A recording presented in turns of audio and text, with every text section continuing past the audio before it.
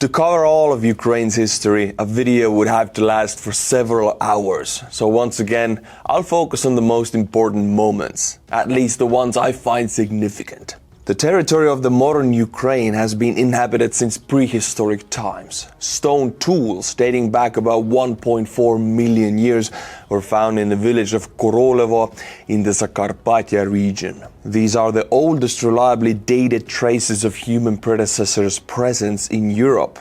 The lands of modern Western Ukraine have always been rich in black soil, making them fertile ground for settlements once humanity transitioned from foraging to animal husbandry and farming. Even today, Ukrainian black soils account for about 9% of the world's reserves, 30% of Europe's, and cover an area of approximately 27 million hectares. 46% of the country's territory. Of these, 22 million hectares are arable land suitable for agriculture. Ukraine ranks 4th globally in the black soil area after Russia, the United States, and China. And yet, Ukrainian black soil is considered the most fertile, having been formed on the highly productive loess soil. But back to history. Fertile lands and abundant water resources made Ukraine's territory a magnet for settlers throughout history. Hello my friends, my name is Artur Rehi and I'm an Estonian reserve soldier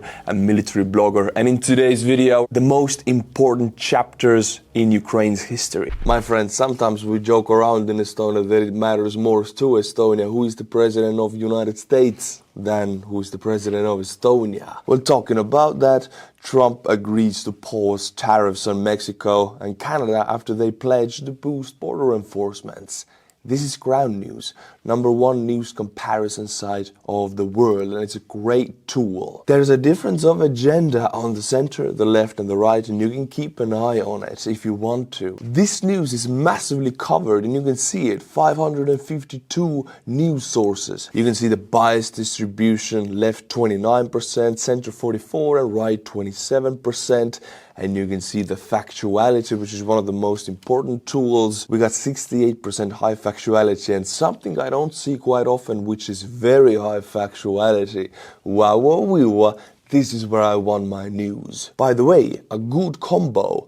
You can go to the ownership, find any kind of owner you would like your news source to have. For example, 10% independent news. You'll find those news houses, and the 14% high factuality, you find who has independent ownership and very high factuality. Everything is right in front of your eyes to make sure you don't get garbage. Why I cover this story now is because it is very much connected to the well-being of my country, Estonia, part of the European Union that Trump has threatened to tariff the hell out of.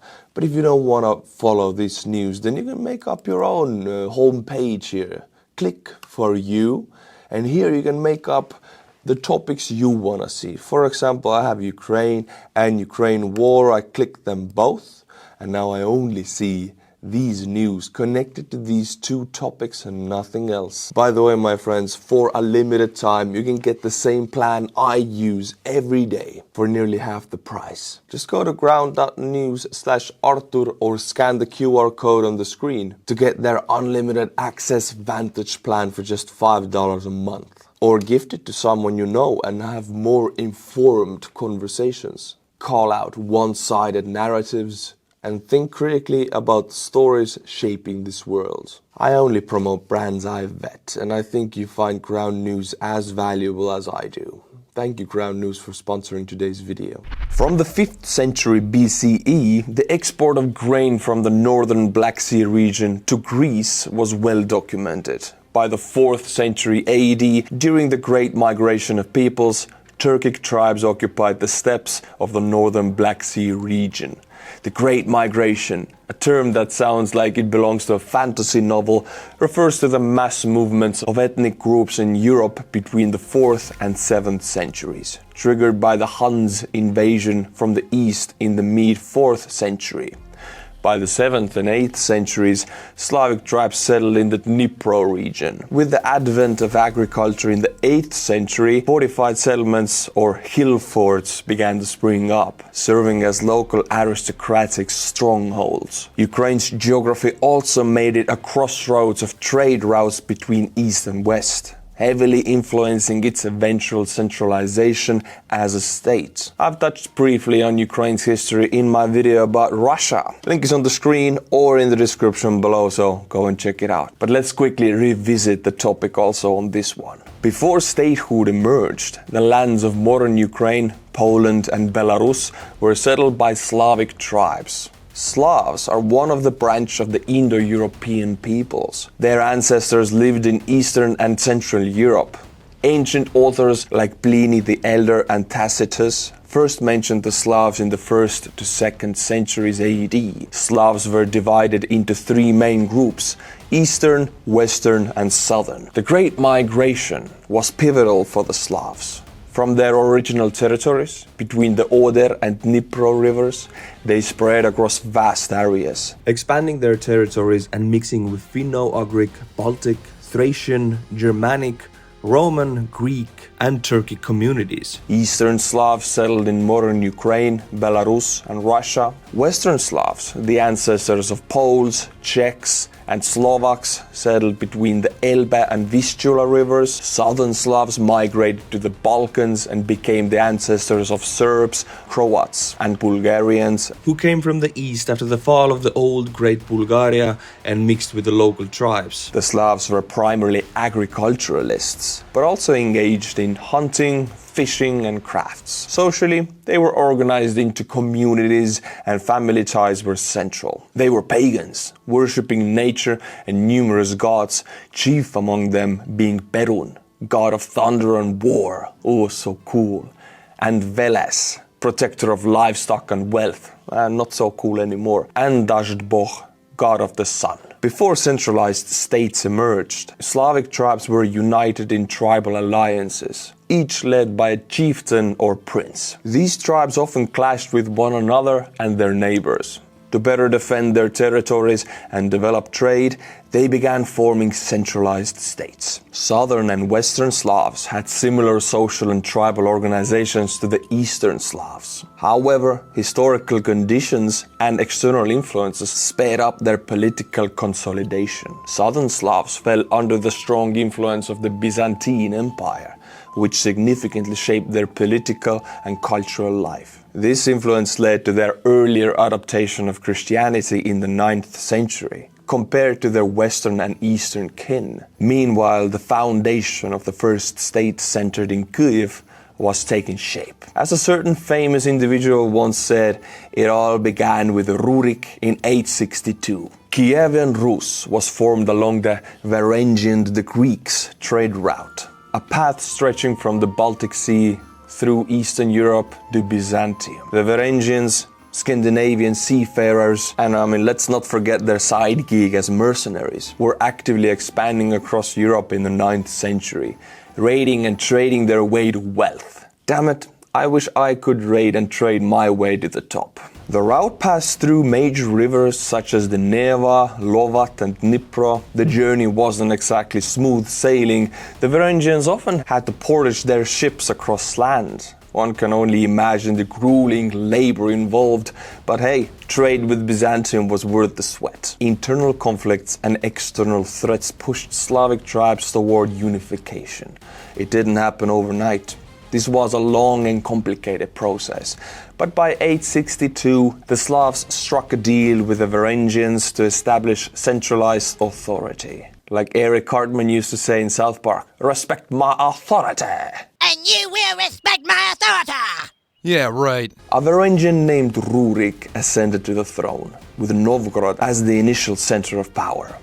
After Rurik's death in 879, Prince Oleg, also known as Oleg the Wise, took over and moved the capital to Kyiv. Oleg acted as a regent for Rurik's young son Igor, or I think Ukrainians would say Ihor. And, as was common in the Middle Ages, he wasn't shy about eliminating his rivals, physically if necessary.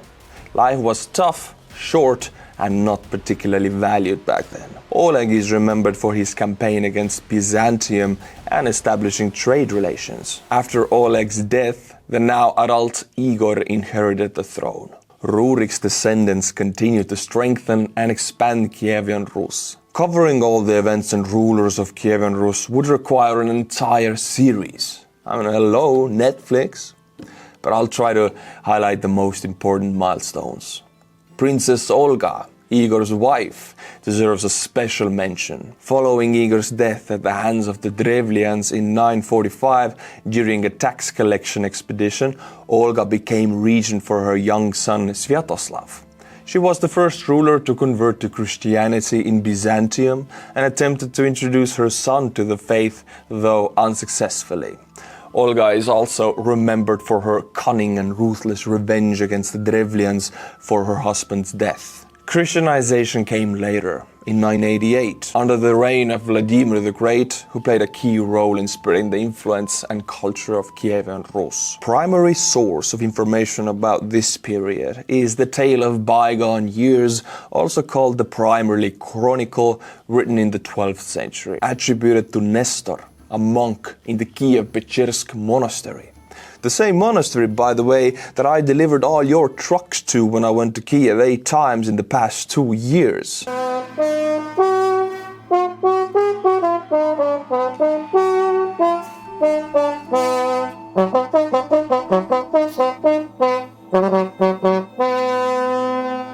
Very nice. While many scholars criticize some of Nestor's historical accounts, it remains the most comprehensive ancient text about the 9th to 11th centuries. In modern Russia, the Tale of Bygone Years is often viewed as a cornerstone of Russian identity and history, though the history of Kievan Rus is primarily that of Ukraine. Russia, however, attempts to appropriate it.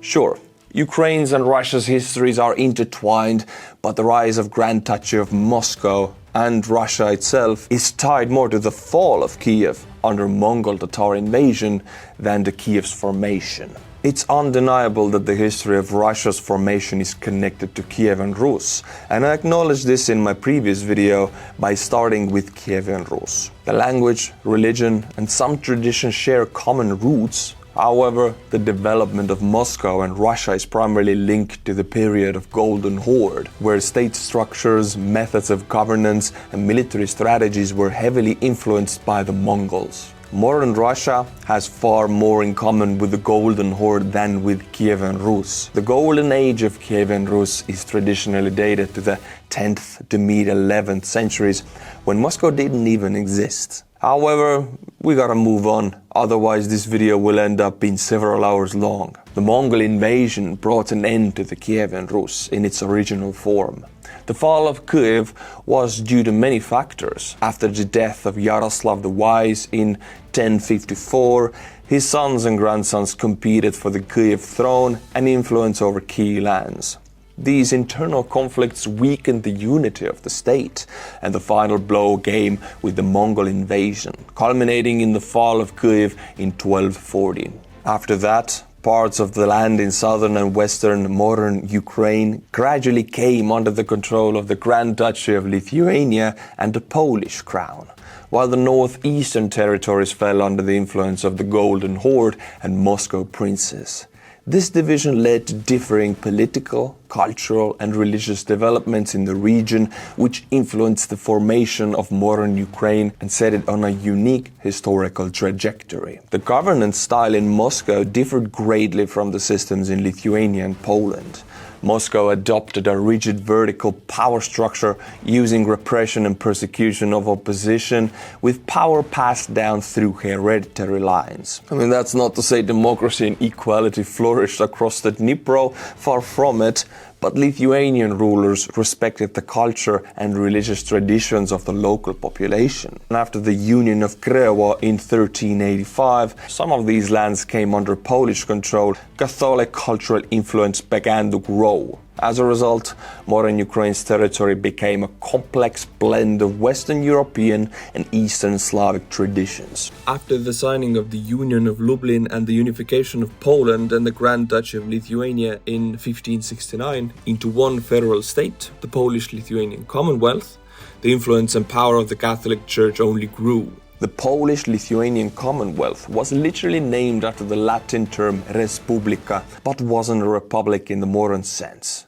It had a unique political system where power belonged to the nobility, the Szlachta, and the state was headed by a monarch elected for life. The right to elect a monarch was held by the Sejm, a representative assembly of the nobility.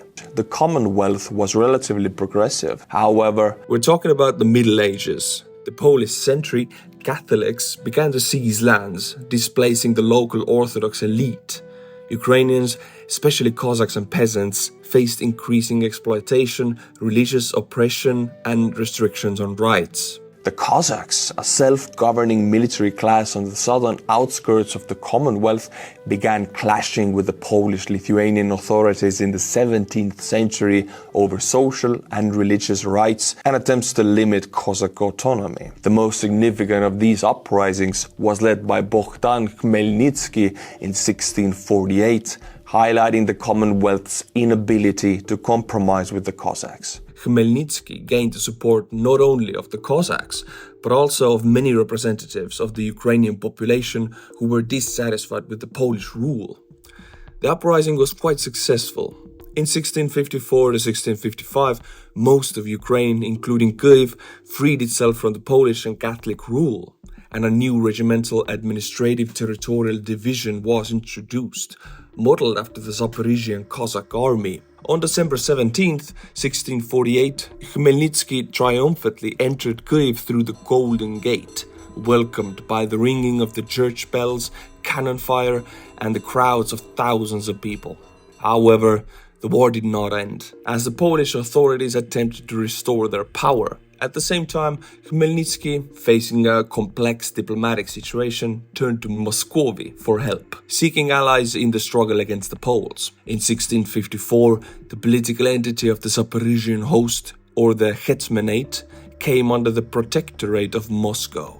At first, nothing seemed alarming. According to the agreement, the Hetmanate was granted a significant autonomy. However, soon after, pressure from Moscow increased and Russian princes began tightening their control. Subsequent Ukrainian hetmans altered between signing treaties with the Poles to break free from Moscow's growing influence and making agreements with Moscow to counter the Poles. This marked the beginning of one of the most turbulent and tragic periods in the 17th century Ukrainian history, the Ruina, or the ruin. Following Bogdan Khmelnytsky's death, Ukraine plunged into political anarchy, civil wars, foreign interventions, and territorial divisions. Ukraine was now split along the Dnipro River into left bank and right bank territories. Ultimately, Hetmanate was fully incorporated into Russia under Ivan Brukhovetsky. Initially pro-Polish in his political stance, he later sided with Moscow and accepted the humiliating Moscow Articles of 1665. Meanwhile, in the northeast, the so-called Sloboda region emerged. Although not officially part of the Hetmanate, it was under direct administration by Moscow's voivodes and military officials. Its unofficial capital was Kharkiv, while the Hetmanate capital shifted depending on political circumstances and the ruling hetman. In the 16th to 17th centuries, peasants and Cossacks began migrating en masse to these frontier lands of the Russian Tsardom, escaping feudal and religious oppression in the Commonwealth. These sparsely populated steppe regions were known as Dikoye Pole, or the Wild Fields. The Russian authorities encouraged this resettlement, granting privileges to newly established settlements, exempting them from taxes and certain obligations for a time in exchange for military service and frontier defense. The term Sloboda derives from the type of settlements that enjoyed greater freedoms than those deeper within the state. Sloboda being rooted in the word svoboda, or freedom. But spoiler alert, those freedoms didn't last long. Moscow soon began a campaign of Russification in these new territories, especially intensifying in the 18th to 19th centuries.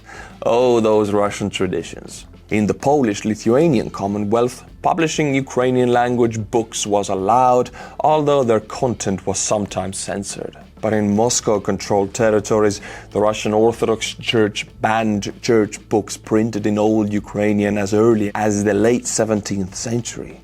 In 1720, Peter the Great issued a decree banning the printing of Ukrainian language book in Kiev-Pechersk and Chernihiv printing houses.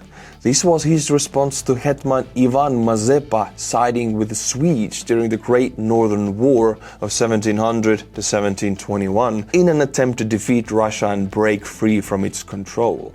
In November 1708, Russian troops stormed the Hetman capital of Baturin, burned it down, and brutally massacred its population. You know, a casual Tuesday in the life of a Russian colony. The Swedes were defeated at Poltava in 1709, forcing Mazepa to flee to Turkey. Peter I sanctioned an attack on the Zaporizhian Zich, which had supported Mazepa.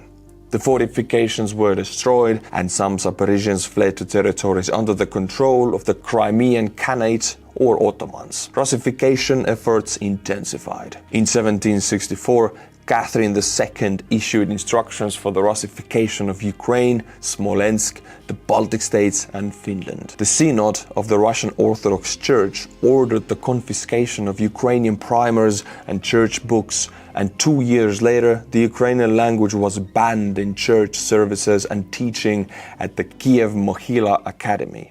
The same year, Catherine II abolished the Hetmanate and established the Malorossiya, or Little Russia, government. Here is her quote on the matter, and I quote, "Little Russia, Livonia and Finland are provinces governed by confirmed privileges.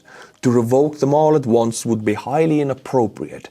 These provinces, as well as Smolensk, must be gradually brought to a state where they will be Russified and stop looking like wolves in the forest." Now here is a Russian Tsar calling my forefathers wolves in the forest, as a fine compliment I'm willing to take. The lands in the lower reaches of the Dnipro, the Azov region and the Crimea were still under control of the Crimean Khanate, which had emerged after the collapse of the Golden Horde. Crimean Tatars and Ottomans regularly raided Russian territories. For anyone still convinced that Crimea is inherently Russian, though I doubt anyone in my audience thinks that, ask the Crimean Tatars. These territories came under Russian control in 1774. How cool is that in 2 years the Constitution of the United States of America was formed?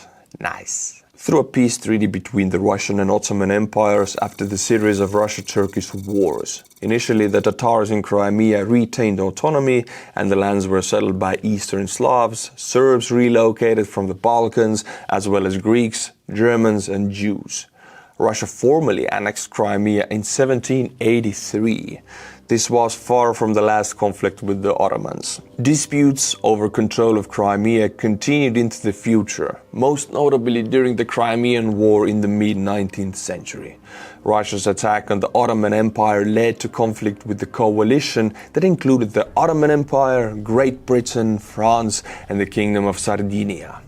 Western powers sought to prevent Russia's expansion into the Balkans and its access to the Mediterranean Sea. Most of the fighting took place in Crimea, where British and French expeditionary forces landed near Eupatoria and besieged Russia's primary Black Sea port, Sevastopol. The city's fierce defense, lasting nearly a year, cost both sides heavy losses. The Allies' military and material support enabled the Ottoman Empire to resist the Russian army and seize the initiative. Ultimately, the Treaty of Paris limited Russia's influence in the Black Sea, declaring it neutral waters. Meanwhile, during the late 18th century, the partition of the Polish-Lithuanian Commonwealth began, with Austria's Habsburgs acquiring Galicia and nearby areas, forming the Kingdom of Galicia and Lodomeria, with Austrian administration. Western Ukrainian lands of the right bank fell under the Russian Empire, which gradually imposed its own systems and bureaucracy. As a result, the former Commonwealth territories predominantly inhabited by Ukrainians were divided between two powers.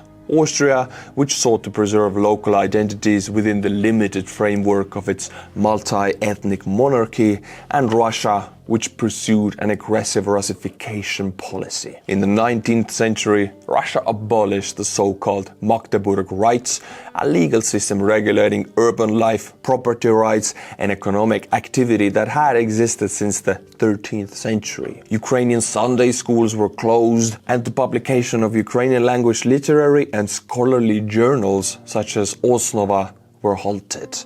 In 1863, a decree issued by the Minister of Internal Affairs, Pyotr Valuyev, banned the publication of religious, educational, and elementary reading materials in Ukrainian, which Russia referred to as Malorossy, Little Russian. Importing Ukrainian language books from abroad was also prohibited, as was printing Ukrainian texts under musical notes and staging Ukrainian plays.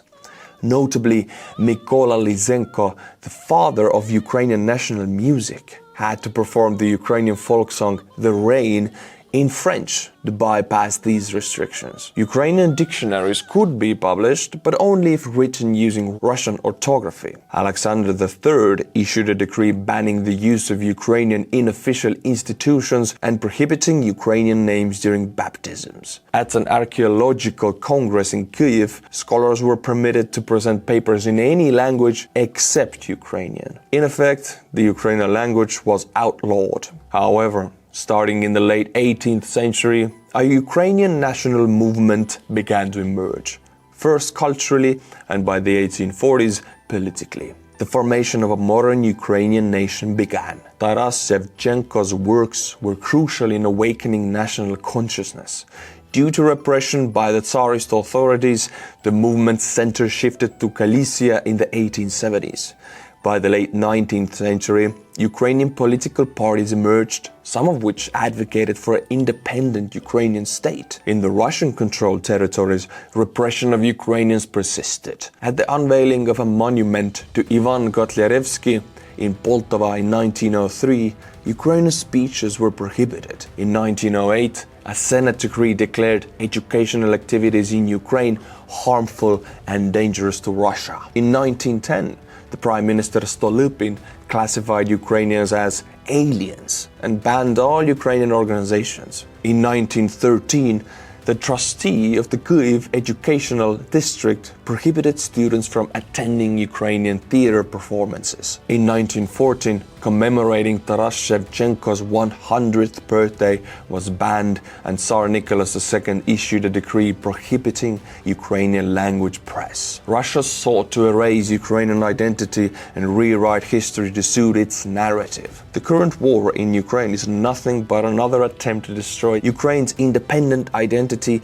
and falsely claim its territories as historically Russian. Another opportunity to restore an independent Ukrainian state arose during the World War I and the subsequent revolution in Russia.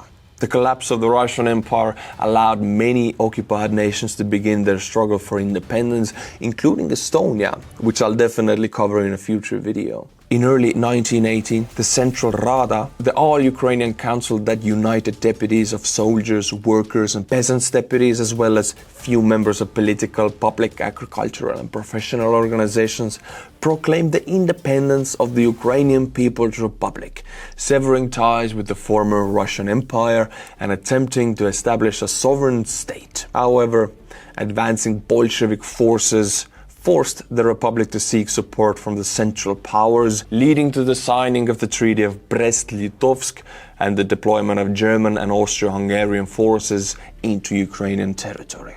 In April 1918, with German military support, Hetman Pavlo Skoropadsky declared the establishment of the Ukrainian state. The fall of the German Empire in late 1918 left Skoropadsky without support, and in December his regime was overthrown by the Directory of the Ukrainian People's Republic led by Simon Petliura. and Vladimir Vinichenko. The Directory attempted to restore the republic and resumed the fight against the Bolsheviks for independence. Despite severe political instability and constant military pressure, this period marked the first time in modern history that Ukraine achieved the status of an independent state. Amid the chaos of the civil war and a lack of strong international support, the Ukrainian forces were unable to maintain control over most of the territory. By early 1919, Bolshevik forces had retaken Kiev. Simultaneously, in the west, the Western Ukrainian People's Republic was proclaimed. But it too failed to resist the Bolshevik pressure. By the end of 1920, most Ukrainian lands had fallen under the control of the Red Army, and the Ukrainian Socialist Soviet Republic was declared on the territory, later becoming a part of the Soviet Union in 1922. The 20th century was one of the darkest chapters in Ukrainian history. Repression of Ukrainians, along with other peoples under Soviet rule, intensified exponentially. Stalin's policies led to one of the greatest tragedies in Ukrainian history, the Holodomor. The famine resulted from forced collectivization of agriculture and imposition of impossible grain procurement quotas. Farmers were stripped of their grain and means of subsistence. Not only surpluses were seized, but also the seed stocks. Villages that failed to meet the quotas were blacklisted, effectively blocking them from receiving or sending out food. Resistance to these measures was brutally suppressed by the Soviet authorities. As a result, millions of people died of starvation. Though the exact number of victims remains a subject of scholarly debate, estimates range from approximately 3 to 7 million. In recent decades, many countries have officially recognized the Holodomor as genocide of the Ukrainian people, emphasizing its deliberate and artificial nature. The very word Holodomor, derived from holod, hunger, and marit, to starve, reflects the scale of the catastrophe and its place in the Ukrainian collective memory. World War II brought the next wave of tragedy, devastating Ukrainian lands and causing millions of civilian deaths. Most of the fighting between the Red Army and the Wehrmacht took place in modern Ukraine, which was occupied by the Nazis from 1941 to 1944. Approximately 5 million Ukrainian civilians perished, and over 7 million people from the Ukrainian SSR were conscripted into the Red Army. 2.5 to 3 million of them never returned from the front lines. At the start of the German offensive, Stepan Bandera and his supporters from the Organization of Ukrainian Nationalists attempted to declare a Ukrainian independence on June 30th, 1941. However, the Nazis did not recognize this declaration and soon arrested Bandera, detaining him in a concentration camp until 1944. After World War II, Soviet occupation of Ukraine continued. Many were sent to the Gulag system. Between the 1920s and 1950s, estimates suggest that 1 to 3 million Ukrainians were deported to labor camps, with most never returning. Russification and repression persisted even after Stalin's death. In 1961, the 22nd Congress of the Communist Party of the Soviet Union adopted a program promoting the merger of nations into single Soviet people. All official documentation and education were conducted in Russian. By 1979, the Russian language was officially proclaimed as the language of friendship among nations. But the Soviet Union began to collapse just a decade later, giving many countries the chance to regain their independence. On August 24, 1991, the Verkhovna Rada of the Ukrainian SSR proclaimed the independence of Ukraine, establishing the independent Ukrainian state of Ukraine. This was later confirmed by a nationwide referendum on December 1st, 1991. Today, as Russia lays claim to the Donetsk and Luhansk region, it conveniently ignores the result of that referendum. Even in those regions, the majority voted for independence. The history of modern Ukraine also deserves its own dedicated video, as the country's political situation, Kremlin's attempts to exert influence, and the role of Western allies all culminated in the events of 2014, including the annexation of Crimea and the Donetsk and Luhansk regions, followed by Russia's full-scale invasion. This war has nothing to do with NATO expansion or denazification of Ukraine. It is yet another attempt by Russia to erase Ukraine's national identity and Russify its territories, as it has tried to do throughout history. Russia considers itself the heir to Kievan Rus and seeks control over the historical center. It is an attempt to rewrite history and claim what does not belong to it. Russia's methods, rooted in the practices of the Golden Horde, have only grown more brutal and sophisticated with the advancements of technology and weaponry. Ukrainians are not Russia's brotherly people. They have always been victim to the Russian aggression and policies of Russification. The Russified territories now serve as a pretext for Russian aggression under the guise of protecting the Russian-speaking population, a narrative that has persisted for centuries.